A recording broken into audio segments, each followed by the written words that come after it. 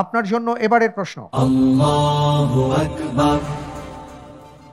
মক্কায় কাফিররা কোন সময় পর্যন্ত মুসআব বিন উমাইর রাদিয়াল্লাহু তাআলা আনহুকে বন্দী করে রেখেছিল? এ, আবিসিনিয়ায় হিজরত পর্যন্ত, বি, মদিনায় হিজরত পর্যন্ত, সি, শিআবে আবি তালিবে বয়কট পর্যন্ত, ডি, আকাবার প্রথম শপথ পর্যন্ত।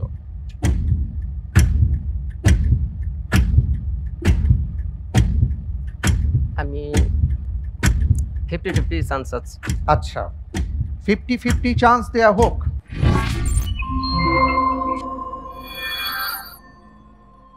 দুটি অপশন আপনার সামনে আছে, অপশন এ, অপশন বি।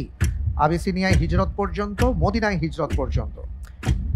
জি আলহামদুলিল্লাহ, আমি আল্লাহর উপরে ভরসা করে এই প্রশ্নের উত্তর হিসাবে বেছে নিচ্ছি অপশন এ, আবিসিনিয়ায় হিজরত পর্যন্ত। আবিসিনিয়ায় হিজরত পর্যন্ত ফিক্স করে দিব। ইনশাআল্লাহ। লক করা হোক অপশন এ, আবিসিনিয়ায় হিজরত পর্যন্ত। আপনি কি এই ব্যাপারটিতে নিশ্চিত? মোটামুটি নিশ্চিত আর কি। মোটামুটি। মুসআব বিন উমাইর রাদিয়াল্লাহু তাআলা আনহু এমন একজন ব্যক্তি ছিলেন যিনি ইসলাম গ্রহণের পূর্বে অত্যন্ত জাঁকজমকপূর্ণ জীবনযাপন করতেন।